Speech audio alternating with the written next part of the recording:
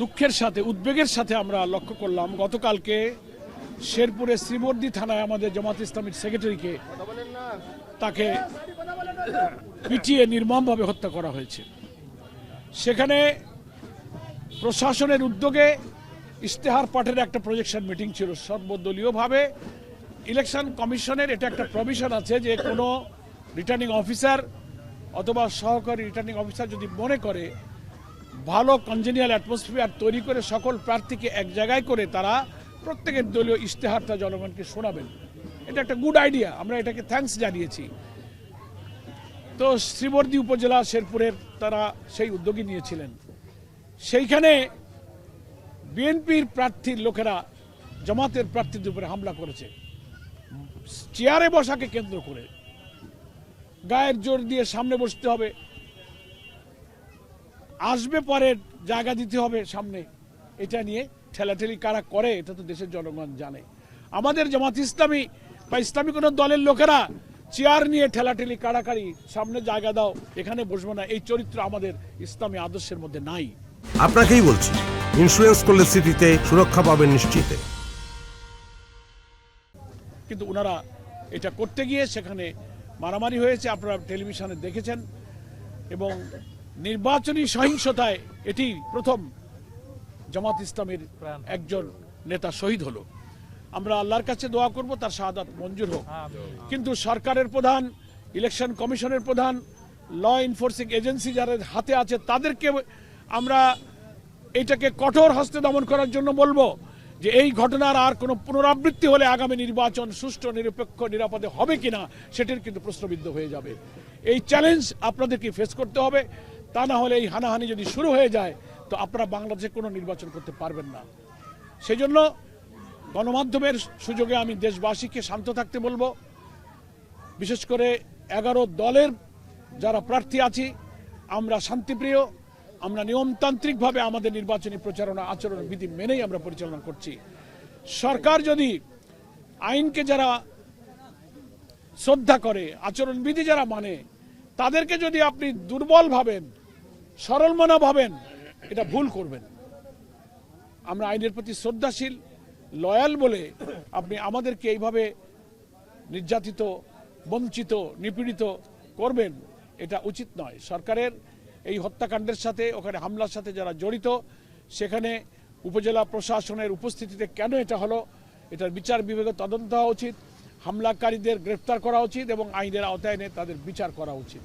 এবং এ ব্যাপারে আমি বিএনপি বন্ধুদেরকে বলবো, আপনারাও বাংলাদেশে নির্বাচন করছেন, আপনারা একটা বড় দল, জামাত ইসলামী সহ 11 দলও অনেক বড় দল, ফলে আপনারা এক্ষুনি মাথাটা গরম করেন না। আমাদের আমিরে জামাত বলেছেন এখন মাঘ মাস চলে, মাঘ মাসে যদি এত গরম হন তো 34 মাসে কি করবেন? মাঘে একটু শীতল থাকেন। আপনারা যেমন মাথা গরম করতে পারেন, দেশে আরো অনেক মানুষেরই মাথা গরম হইতে পারে, কিন্তু তারা আইনকে শ্রদ্ধা করবে। কারণ এবারের নির্বাচন আমাদের বহু প্রত্যাশিত নির্বাচন। এই নির্বাচন যদি ভণ্ডুল হয়ে যায়, এই নির্বাচন যদি বিঘ্ন ঘটে, এই জাতির সামনে দুর্ভোগের কোনো শেষ হবে না। ফলে আপনারা জুলাই চার্টারে স্বাক্ষর করেছেন, জুলাই সনদের স্বাক্ষরকারী একটি দল হিসেবে আপনাদের নির্বাচন সুষ্ঠুভাবে নিরপেক্ষ করার অঙ্গীকারের প্রতি শ্রদ্ধাশীল থাকা উচিত। তা না হলে জনগণ কিন্তু আপনাদেরকে ভিন্নভাবে দেখবে। এই আহ্বান জানিয়ে আপাতত আমি শেষ করছি। এক্ষুনি আমরা আশঙ্কা করি না, তবে উস্কানি তো শুরু হয়ে গেছে। পা ভেঙে দেবে, হিন্দুদেরকে হুমকি দিচ্ছে, মহিলাদের বৈঠকে বাধা দিয়েছে।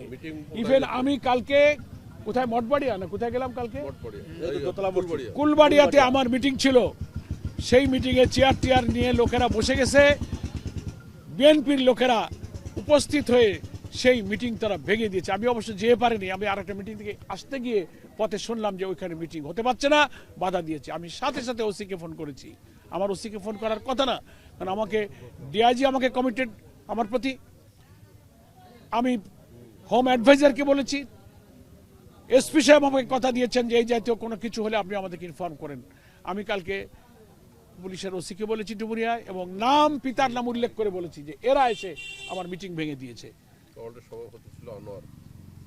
আমাদের ওয়ার্ডের বিএনপির ওয়ার্ড সভাপতি আনোয়ার, আরো নামটা আমি দিয়েছি পিতার নাম সহ। এটা এখন প্রশাসনের দায়িত্ব। তারা একজন প্রার্থীর মিটিং ভেঙে দিল যারা ডুমুরিয়াতে, তার ব্যাপারে পুলিশ প্রশাসন কি পদক্ষেপ নিল এটা আমরা দেখতে চাই। না দেখতে পারলে ডুমুরিয়ার ওসি কি করেছেন সে কৈফিয়ত কিন্তু ডুমুরিয়াবাসীর কাছে দিতে হবে, এটা আমার কথা। আসসালামু আলাইকুম।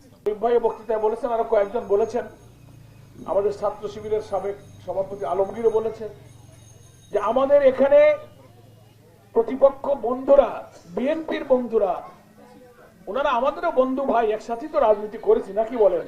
এখন না হয় কোনো কারণে আলাদা ওনারা করেছেন, কোনো দুঃখ নাই, সবই একই বাড়িতে, বিএনপিও আছে, আওয়ামী লীগও আছে, জামাতও আছে, সব আছে এক বাড়ি, এক মসজিদে নামাজ পড়ি, এক বাজারে বাজার করি, শত্রুতা তাদের সাথে নাই। ঠিক আছে, আপনারা একটা পছন্দ করেন করেন, কিন্তু কোন কোন জায়গায় আমাদেরকে হুমকি দেওয়া হচ্ছে। হুমকি দিচ্ছে না? হিন্দু এলাকায় বেশি হুমকি দিচ্ছে, বলে দাঁড়িপাল্লায় ভোট দিলে কেন্দ্রে যাবা না, ঠ্যাং ভাঙিয়ে দেওয়া। কি ঠ্যাং ভাঙতে পারবে? আপনারা আসেন না বেঁচে? যারা হুমকি দিচ্ছেন তারা যেখানে জন্মেছে আপনারা তো সেখানেই জন্মেছেন রে ভাই, আপনারা তো ইন্ডিয়াতে রিফিউজি হয়ে আসেন নাই। হিন্দু এলাকায় মা বোনদের যে বলতেছে, শোনো দাঁড়িপাল্লায় ভোট দিলে তোমার ওই শাখা সিঁদুর পরতে পারবা না, তোমার বোরখা পরে ঘরে বসে থাকা লাগবে। কি এটা আজব কথা? আমি বলেছি এটা হচ্ছে একটা অপপ্রচার। ইসলাম হচ্ছে সকল ধর্মের ধর্মীয় স্বাধীনতার সবচেয়ে বিশ্বজয়ী কালজয়ী একটি সমুন্নত আদর্শের নাম হচ্ছে ইসলাম। আমি বলেছি দাঁড়িপাল্লায় আপনারা ভোট দেবেন ধর্ম পরিবর্তনের জন্য, আপনি হিন্দুই থাকবেন, শাখা সিঁদুর পরবেন, ঢাক ডঙ্কা বাজাবেন, আপনার সংস্কৃতি, আপনার অনুষ্ঠান, রীতিনীতি সব আপনি অবাধে পালন করবেন। ভোট দেবেন শুধু 54 বছরের লুটপাট, বঞ্চনা, শোষণ, দলীয়করণের বিরুদ্ধে একটি মানবিক বাংলাদেশ গড়ার জন্য দাঁড়িপাল্লায় ভোট দেবেন। বাকি আপনার সব ধর্ম আপনার কাছে থাকবে। আর ওনাদের গায়ে জ্বালা, ভোট তো দাঁড়িপাল্লার দিকে চলে গেল, এখন ভয় দিতে হবে। এখন নিয়ে আসছে কোয়ানে ফ্যামিলি কার্ড, কৃষক কার্ড, 7,000 পাবা, 21,000 পাবা, কেউ বলে না চাইল্ড ডাল তেল চিনি পাবা, একতলাপ বহু একতলাপ, মিথ্যে কথা, খালি খালি মিথ্যে কথা। মানুষ হলো 18 কোটি, কয়েক কার্ড দেবো 50 কোটি। গুজবেরও তো একটা লাইন আছে, মানুষ এটা আর খাইতেছে না, এটা ভুয়া। আমরা সরকারকে বলেছি, চিফ অ্যাডভাইজারকে বলেছি, চিফ ইলেকশন কমিশনারকে বলেছি যে এইটা যদি কোথাও দেখেন কার্ড দেখাইতেছে তার নাম ঠিকানা দিয়ে আমাদের কাছে দেন, এটা আচরণবিধির চরম লঙ্ঘন। এখানে মানুষ বিভ্রান্ত হবে না, নাকি বলেন? ফলে ভয় দেওয়া, ঠ্যাং ভেঙে ফেলা, চোখ রাগায় প্রতিপক্ষের ভোট জোর করে নেওয়ার বাংলাদেশ গত বছর আমরা বিদায় দিয়েছি, ওই বাংলাদেশ এখন আর নাই। ওইসব গরম দেখাবেন না। আর আমাদের কিছু বলার নাই। ওনাদের ব্যাপারে এখন অনেকে বলতেছে হাওয়া ভবনের মালিক দুর্নীতির টাকা বস্তার মুখ খুলে দিছে, উপজেলা নেতাদের এত টাকা, ইউনিয়নে এত টাকা, ওয়ার্ডে এত টাকা, আর টাকা, আর টাকার ভাগ করতে করতে গন্ডগোল বাঁধিয়ে যাচ্ছে। টাইম শেষ, ভোটের ধারে জাতি পাচ্ছিস না। আর আমাদের বিরুদ্ধে তো কিছু বলতে পারতেছে না, বলে গোলাম পরোয়ার চাঁদাবাজি করেছে, খুন করেছে, মাস্তানি করেছে, ঘের দখল করেছে, হিন্দুর বাড়ি দখল করেছে, বিসিআর কাটিছে, হিন্দুর জমি বেচে দিয়ে ইন্ডিয়ায় পার করে দিয়ে চোখের পানি ফেলাইছে। এইসব দোষ তো আর গোলাম পরোয়ারের নাই। কি বলা যায়? বলে ওনারা জান্নাতের টিকিট বিক্রি করতেছে। কি বলে কিনা? এটা একটা ভুয়া কথা। কথাটা তো ভালো, কিন্তু টিকিট তো বিক্রি করি না আমরা। মহান আল্লাহ তাআলার সন্তুষ্টি আর প্রিয় নবী মুহাম্মদ মুস্তাফা সাল্লাল্লাহু আলাইহি ওয়াসাল্লামের শাফায়াত ছাড়া কারোর পক্ষে জান্নাতে যাওয়া সম্ভব হবে না। এই জান্নাতের টিকিট কোনো মানুষের হাতে না, এটা মানুষকে আল্লাহকে খুশি করে এই টিকিট কামাই করতে হবে। কেন এই প্রচার করেন? এটা তো আমরা বলিনি। আর ওই কয়েকটা ছেলে পেলে আছে যিনি প্রার্থী, তিনি এসব বক্তৃতা করেন না, কিন্তু উনি কিন্তু সাগরের জোগাড় করছে। ভাড়াটিয়া ভাড়াটিয়া মনে হয় এই দেশে ওর ডুমুরিয়া কোনো লোক নেই, না বাইরে থেকে আসে, আজে বাজে আউল ফল বাচ্চাদের মতো কথা বলে, যেগুলো বস্তির লোকেরা ঝগড়া বাজালে এইসব গালাগালি করে না, সেগুলো ওনারা আমাদের বিরুদ্ধে বক্তব্য রাখে। এই স্বাধীনতা বিরোধী রাজাকার আলবদর, আরে পুরনো গান আর কেউ শোনে না। আমি বলছি যে ভাই এখন এত দোষ হয়েছে আমাদের, তা আপনারা তো জামাত ইসলামের সাথে 4 জুলাই জোট করেছিলেন, কি করেননি? আপনারা দাঁড়িপাল্লায় ভোট দিয়েছিলেন, তো তখন আমার সাথে বিএনপি নেতারা ছিল না? তারাই তো এসে কইছে পরোয়ার ভাইরে দাঁড়িপাল্লায় ভোট দাও, পরোয়ার ভাই ভালো মানুষ, এই সেই কত ওয়াজ করেছে, আমার বেশি ওয়াজ করা লাগে না, ওনারাই করেছে। এখন আমি এত খারাপ হয়ে গেলাম। 91 সালে আপনারা অল্প কয়টা আসনের জন্য সরকার গঠন করতে পারতেছিলেন না, জামাত ইসলাম 18টা এমপি ছিল, আমরা সমর্থন দিয়ে বিএনপিকে সরকার গঠনে সাহায্য করেছিলাম। তখন মনে ছিল না এইসব কথা। গোলাম আজমের বাড়িতে বেগম জিয়া আমাদের দেশ নেত্রী, আমরা অনেক শ্রদ্ধা করি তাকে, তিনি লোক পাঠিয়েছিলেন, আমরা তুষ্টির জন্য তারা মাঠে নেমেছেন। আমাদের হযরত উলামায়ে কেরাম, আমাদের যারা দ্বীনের শিক্ষক ছিলেন, সকলের সারা জীবনের স্বপ্ন ছিল এই দেশে আল্লাহ তাআলার দ্বীনটা বিজয়ী হবে। হিন্দু ভাইরাও বলেন, আমাদের ডুমুরিয়ার হিন্দু কমিটির নেতৃবৃন্দ, এখানে অশোক বাবু ভাইস প্রেসিডেন্ট আছেন, হরিদাস বাবু, এই যে দেব বাবু, সবাই তারাও এখন বলেন, তারা মনে করে যে ইসলামী বিধান, ইসলামী সরকার যদি দেশে চালু হয়, কোরআনী বিধান, ইসলামী বিধান চালু হলে হিন্দুরাও সবচেয়ে নিরাপদ থাকবে। আমি জিজ্ঞেস করেছিলাম, কেন আপনারা কথা বলেন, হিন্দু হয়ে আপনি ইসলামী শাসন হলে ভালো থাকবেন কেন বলেন? একটা যুক্তি ওনারা দিয়েছেন যে কোরআন যেহেতু সৃষ্টিকর্তার বিধান, সৃষ্টিকর্তার বিধান যদি এই দেশে কার্যকরী হয়, তা আমরাও তো সেই সৃষ্টিকর্তার সৃষ্টি, ওই বিধানের মধ্যে আমাদের কল্যাণ এবং নিরাপত্তা আছে। সূর্যের আলো যেমন হিন্দু মুসলিম সবলকে আলো দেয়, বাতাস সবাইকে বাতাস দেয়, শুধু মুসলমানের ঘরে বাতাস যায় না, হিন্দুর ঘরেও যায়, সূর্যের আলো যায়, পানি ওই আল্লাহর দান। তো কোরআনও তো আল্লাহ তাআলার নিয়ামত, এর যে কল্যাণ, এর যে উপকারিতা, এটা সব ধর্মের মানুষের জন্য, তারা নিরাপদ থাকবে। এই জন্যই কিন্তু ডুমুরিয়া ফুলতলার, আমি তো কয়েকবার নির্বাচন করলাম, আমি দেখতে পাচ্ছি অন্যান্য বারের তুলনায় অনেক হারে হিন্দুরা এখন দাঁড়িপাল্লার দিকে ঝুঁকে গেছে। তারা বলছে আমরা অনেক মার্কা দেখেছি, কোথাও আমরা নিরাপত্তা শান্তি পাইনি, ভোট নিয়েছে আর আমাদের শুধু কষ্ট দিয়েছে। আমরা গিয়ে গিয়ে দাঁড়ে দাঁড়ে ফিরেছি, আপনি আমাদের ভালোবাসবেন, কাছে রাখবেন, আমরা আপনার সাথে আছি। আমিও কথা দিয়েছি, আমি যদি নিরাপদে আল্লাহ আমাকে রাখেন, তো আপনারাও নিরাপদে থাকবেন ইনশাআল্লাহ। আপনাদের ভালো মন্দ দুঃখ কষ্ট আমরা দেখব। নির্বাচনে ডুমুরিয়াবাসীর সামনে আমার পরিচয় আমার মনে হয় দেওয়ার দরকার নাই। আপনারাই তো 2001 সালে দাঁড়িপাল্লায় ভোট দিয়ে আপনারা আমাকে একবার এমপি নির্বাচিত করেছিলেন, নাকি বলেন? এসপি পর্যন্ত চেষ্টা করে আলহামদুলিল্লাহ প্রতিটি ইউনিয়নে যৌথ বাহিনীর ক্যাম্প নিয়োগ করে আমরা সন্ত্রাস দমনের চেষ্টা করেছিলাম। সেই ডুমুরিয়া আলহামদুলিল্লাহ সন্ত্রাস মুক্ত হয়েছে। কিছু আন্ডা বাচ্চা আছে, এটাও ইনশাআল্লাহ থাকবে না ইনশাআল্লাহ। কিছু অসাধু রাজনীতিবিদ রাজনীতির প্রয়োজনে, মস্তানি ব্যবসা বাণিজ্যের প্রয়োজনে কিছু সন্ত্রাসীদেরকে তারা লালন করে।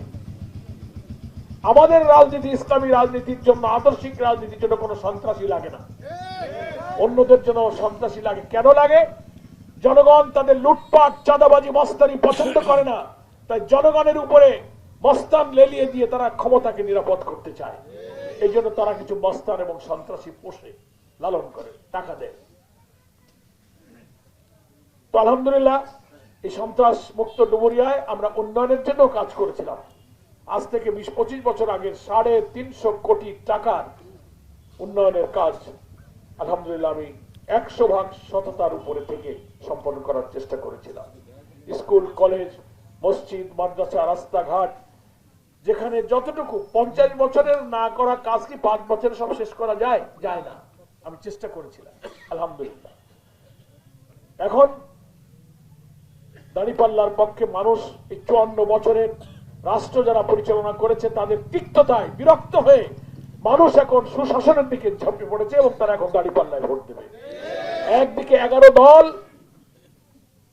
যার মধ্যে ইসলামী দল আছে 6টা। কয়টা? জামাত ইসলামী, বাংলাদেশ খেলাফত মজলিস, আর একটা অংশ আছে খেলাফত আন্দোলন আছে, নিজামে ইসলাম আছে। এরপরে জুলাই আন্দোলনের জুলাই যোদ্ধা যারা বাংলাদেশের রাজনৈতিক পরিবর্তনের নেতৃত্ব দিল, তাদের ছাত্রদের গঠিত দল হচ্ছে এনসিপি, ন্যাশনাল সিটিজেন পার্টি, জাতীয় নাগরিক পার্টি। দলটা নতুন হলেও এরা আমাদের সন্তান, আমাদের তরুণ, সমাজ, রাষ্ট্র, অবিচার, বৈষম্যের বিরুদ্ধে জেগে ওঠা এক বিপ্লবী ছাত্রদের দল। এরাও আমাদের 11 দলে যুক্ত হয়েছে, জানেন তো সব। আর বীর মুক্তিযোদ্ধা, মুক্তিযুদ্ধকালীন কমান্ডার শহীদ রাষ্ট্রপতি জিয়াউর রহমান তিনি যখন প্রেসিডেন্ট ছিলেন তার সময় থেকে যত সিনিয়র মিনিস্টার ছিলেন তার মধ্যে একমাত্র সাবেক সিনিয়র মন্ত্রী বারবার যিনি এমপি হয়েছেন কর্নেল অলি আহমদ বীর বিক্রম, এলডিপি লিবারেল ডেমোক্রেটিক পার্টির তিনি সভাপতি, তিনিও এই 11 দলে এসেছেন।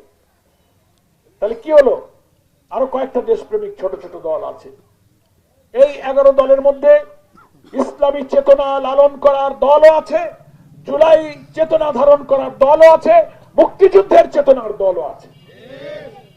একটা ইসলামী চেতনা, বিপ্লব সমাজ পরিবর্তনের জুলাইয়ের চেতনা, আর আমাদের স্বাধীনতার মুক্তিযুদ্ধের চেতনা ধারণকারী দল, সব মিলে আমরা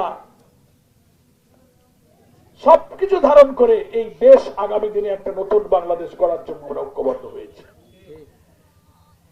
এই হচ্ছে একদিকে। আর একদিকে আছে কারা? আর একদিকে আছে 54 বছরে যারা রাষ্ট্র চালনায় বারবার ব্যর্থ হয়েছে, যারা দুর্নীতি করেছে, লুটপাট করেছে, চাঁদাবাজি করেছে, ক্ষমতায় গিয়ে দলীয়করণ করেছে, নিজেদের দল ছাড়া অন্য কোন দলের ব্যবসা বাণিজ্য চাকরি বাকরি লেখাপড়া কোনো কিছু সুযোগ তারা দেয়নি। দলীয়করণ, দুর্নীতি, চাঁদাবাজি, মাস্তানি, লুটপাট, বিদেশে অর্থ পাচার অভিযোগে 54 বছরের রাষ্ট্র পরিচালনা যারা একদিক ছিল তারা এখন একদিকে আছে। আমরা কোন দিকে থাকবো? আমরা 11 দলের দিকে থাকবো নাকি বলেন? এই 11 দলের দিকে থাকার অর্থ হলো নতুন বাংলাদেশ, সমৃদ্ধ বাংলাদেশ, মানবিক বাংলাদেশ, কোরআন সুন্নাহর আলোকে বাংলাদেশ গঠনের জন্য এক পক্ষ, বাকি অন্য পক্ষ। এই আসনে আপনারা সবাই জানেন 11 দলের পক্ষ থেকে আমাকে এখানে মনোনীত করা হয়েছে। আপনাদের সেই পুরনো পরিচিত দাড়িপাল্লা ইনসাফের প্রতীক এবারেও আমাদের প্রতীক থাকবে। আমাদের দায়িত্ব হবে, এখন সময় কম, 12-14 দিন মাত্র সময় আছে, সময় নাই, একদম সময় নাই। শুধু চাকরি বাকরির প্রয়োজন ছাড়া একটা মিনিটে আর অপচয় করা উচিত নয়। ভোটারদের বাড়ি বাড়ি গিয়ে দাড়িপাল্লায় ভোট চাইতে হবে ইনশাআল্লাহ। যারা দাড়িপাল্লার পক্ষে এসে গেছে আলহামদুলিল্লাহ, তাদেরকে আপনারা কৃতজ্ঞতা জানাবেন, সুসম্পর্ক রাখবেন।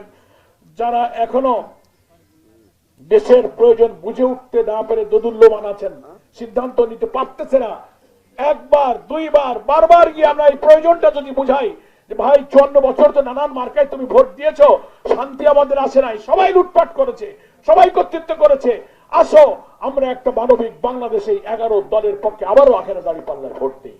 আমরা যদি তাকে বারবার বলি, কি সে রাজি হবে না? হবে, কিন্তু কষ্ট আমাদের করতে হবে, বারবার যেতে হবে। সবাই আমরা যেতে রাজি আছি? একটু হাত তুলে দেখান সবাই আমরা যাবো কিনা? আলহামদুলিল্লাহ।